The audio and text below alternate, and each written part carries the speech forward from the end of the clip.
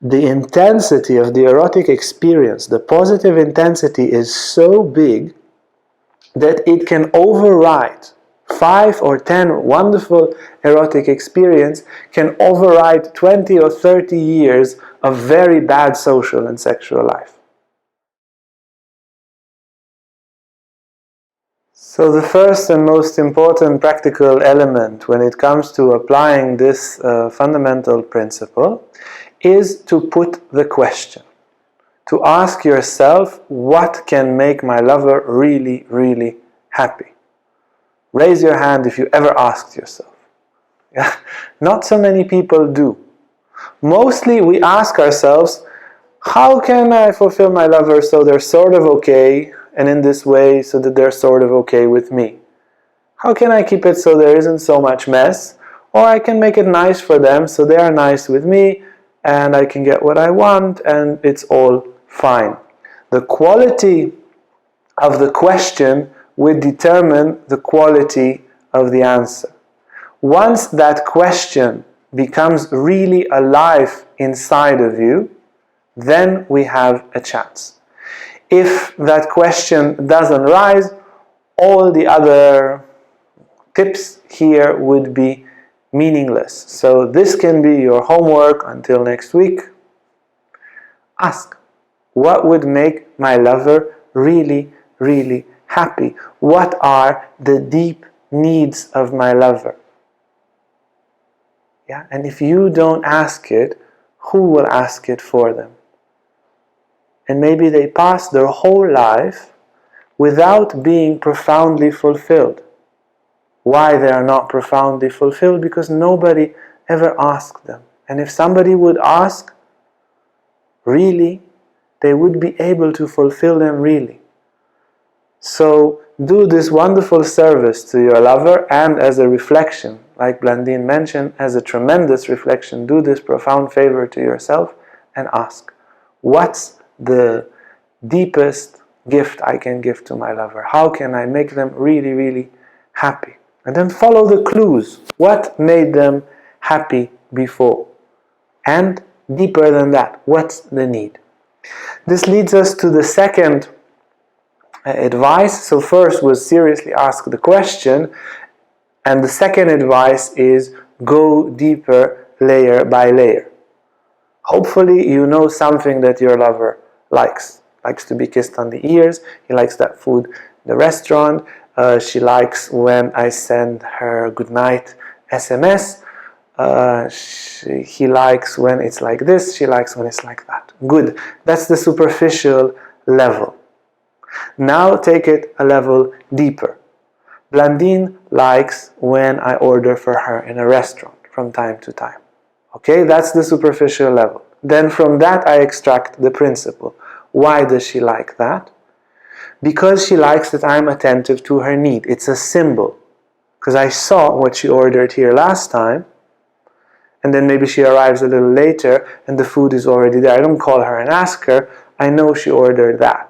Or even more than that, sometimes I know it's this day of the week and it's this time and she's just coming out of fasting, and when she's in this restaurant and she finished her 24-hour fast, that's what she would like. And it's a symbol that I'm actively attentive towards her. That she doesn't need to ask anything or everything. That I'm just reaching out towards her. So when she sees that food there in the restaurant, then she's not just enjoying the food, she's enjoying that somebody is actively taking care of her and pre-guessing that, okay, this is coming. Now this is the second level, but it's not the end. Deeper than that, she feels fulfilled when I intuitively feel what she wants. Because sometimes we're in a new restaurant. How to know? There's not knowledge there. But if I could do that, which I mostly can't, but if I could, sometimes you can. Sometimes I can. We have a good support here from Blandine. But if I could, and sometimes, like Blandine says, I can, and not just in a restaurant context, and in a vaster context, yes, it happens more often, to just feel intuitively what she really needs.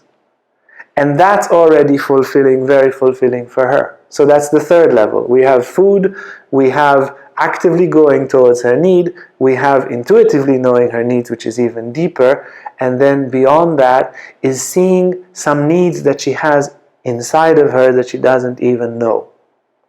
So if I just take that, okay, she likes when I order for her, and I dive deeper, then I feel what really is fulfilling for Blandine is when through our relationship and through my attention to her, she discovers very profound things about herself that she kind of knew but never really knew.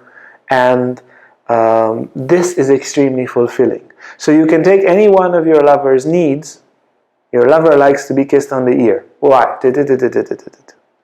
And take it intuitively with heart. It's not a dry mental process. You need to love in order to do that process, and love during the process. You will feel the deep fundamental needs there. And then I have that as a background. When I meet her, and I'm not a complete zombie or robot when I meet her, but I'm actually present, which happens from time to time, then I try to do that because I know that fulfills her very much. I try to explore her into the depth. When she's saying something, I try to look deeper and deeper into her heart, and so she discovers something new. I tell her, well, in between the words, I heard that. No, is it not there? And that's very fulfilling for her, because she has this fundamental need to know herself, as I have, as she does that the same for me. So many things I learned about myself by Blandine telling me, well, you actually feel like that. Oh yeah, I do feel like that. It's quite amazing, yeah? So like this, as an example, we can fulfill each other's fundamental needs, and in this way bring great happiness both ways. So first was to really ask the question, what can make my lover profoundly happy? What's their deep needs? The second one was to go through the layers one by one. And the third one is more particular for the erotic lovemaking, is to slow down. So it's good generally, but particularly for the erotic flow, if you want to feel the deep needs of your lover, you would have to slow down. Either you become hyper conscious, bravo if you can, and if not, you slow down. Or you do both, you get hyper conscious and you slow down.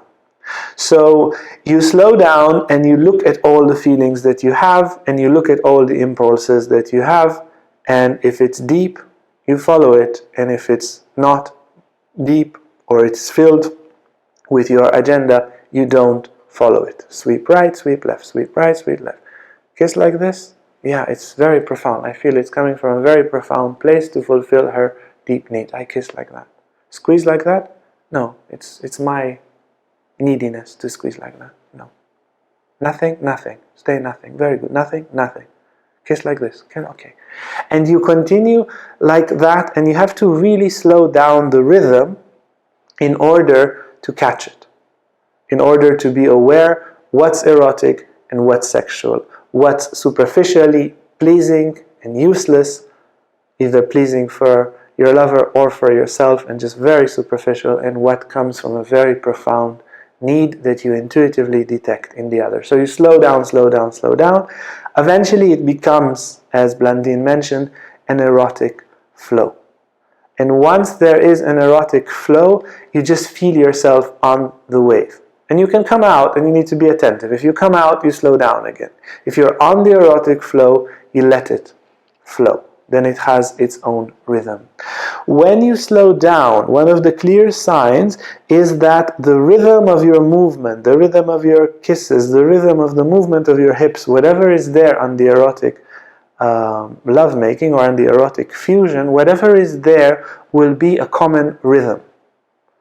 When we are sexual, our kisses are just from us, and they are having a separate rhythm, or the rhythm of penetration, the movement of the hips, is like it's separated, or it is not like, it is separated. It's a rhythm that's coming from our separated mind, and it's almost painful. It's like scratching a record or something. It doesn't have life, it doesn't have heart. When we slow down and we feel the rhythm of the kisses, the rhythm of the movements of the body, this wonderful erotic movement becomes common. You move in that speed. That's the only speed you can move in, because you are connected. And your lover the same. It is the only possible rhythm of fusion. And that has no friction. It's like mist on a mountain. It leaves no traces. Now when we are slowing down and following the erotic flow spontaneously fulfills the deep needs of both lovers. And as Blandine mentioned, it fulfills you in an undefined way. It's not like you had a task. I want to put my finger there, I want to put my finger there, okay, kiss, kiss, kiss, kiss, come on, when I put my finger there, okay, I put my finger there, done, yay. That's a very sexual agenda. But erotically, you just feel now to do this, now to do that, now to do this, now nothing. Now wait, now do, now.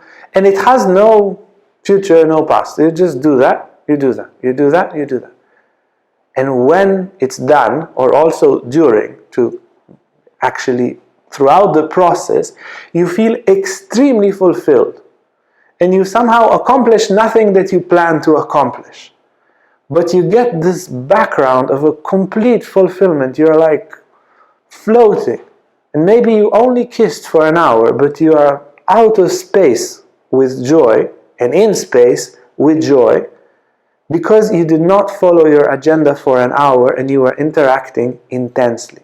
So the erotic flow will fulfill needs inside of you and inside your lover, needs that you never known you had. And you don't even need to know. They just go so deep, that fulfillment. It's like honey, it's like nectar straight to your soul. And then all the other desires, they subside.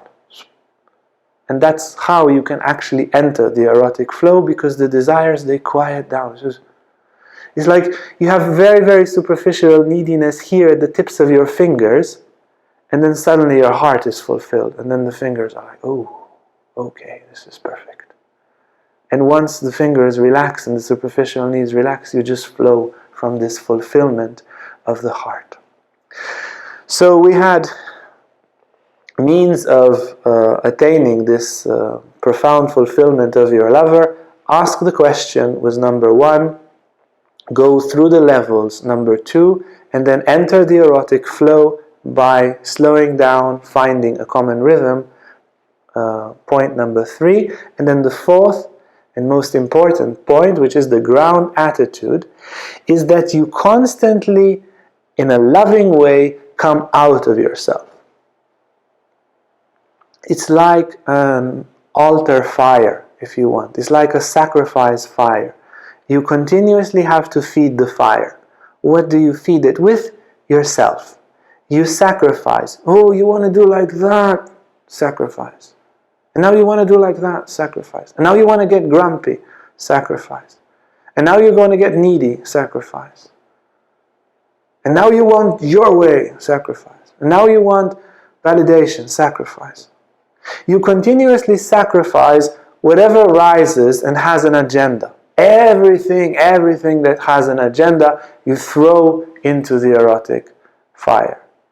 And then the erotic fire, through the power of your sacrifice, will create miracles. You will become so fulfilling for your lover by constantly sacrifice the agenda, sacrifice the agenda, sacrifice the agenda, and then you find yourself in an erotic trance. No agenda. Where was I? Where am I? Half an hour of being completely melted into your lover. Different dimension, different time and space. Back to your agenda, no problem. Sacrifice the agenda. Burn, burn. Very nice. Sacrifice. Until it's gone again. So this is the fourth one. You constantly come out of yourself. Now these attitudes, and particularly the fourth one, will recondition our social and sexual life. Or now in this context, after the lecture, our social and erotic life will be destroyed and recreated.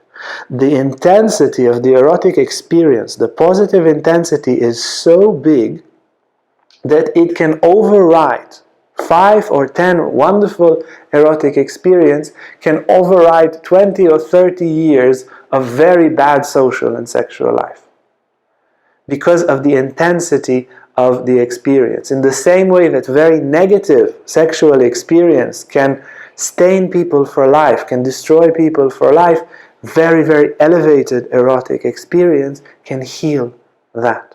So by bringing these erotic experiences, and particularly by changing a very, very fundamental mental command, conditioning, very fundamental programming, we reconstruct our social and erotic world, and we basically move from the conditioning which somehow stands in the base of our social and sexual life. The conditioning is, the first programming line over there is, how can I receive more, and what's the best thing I can receive?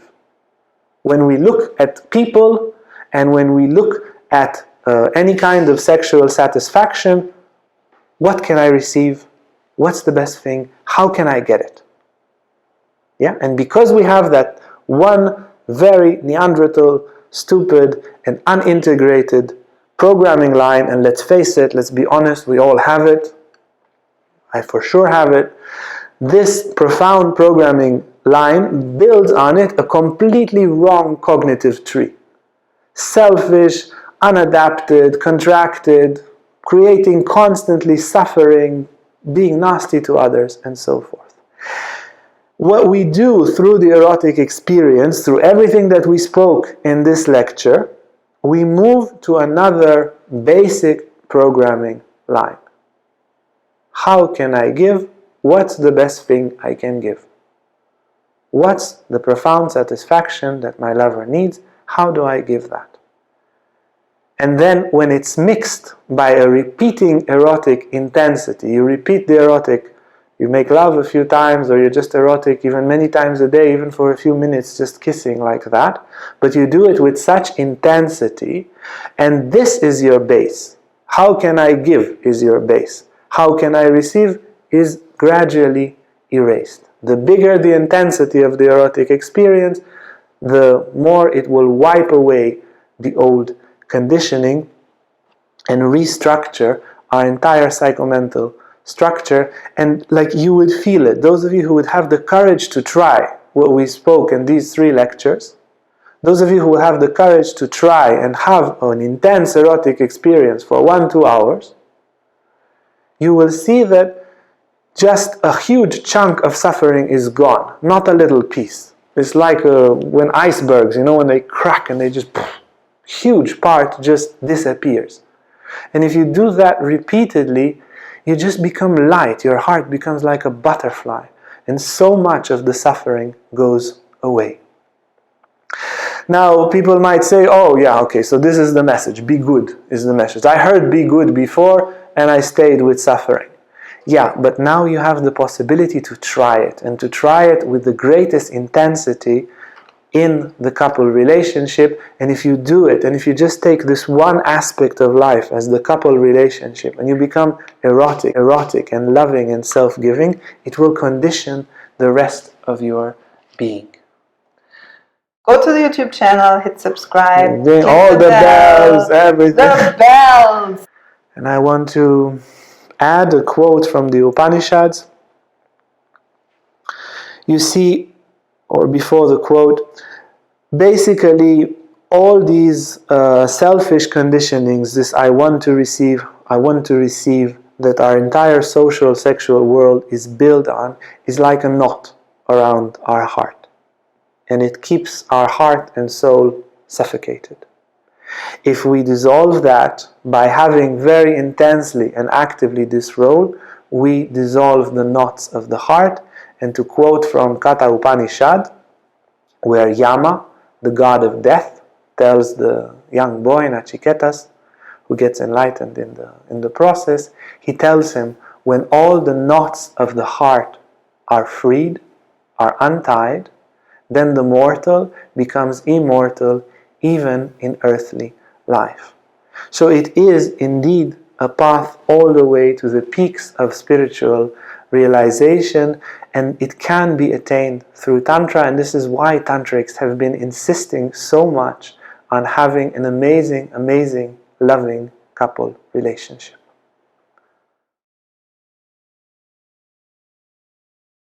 Hey guys, if you like this video, make sure to like and subscribe to our YouTube channel for more content on spirituality, Tantra and more. And if you want to sign up for our online classes or for our retreats, you can see our website on the description below.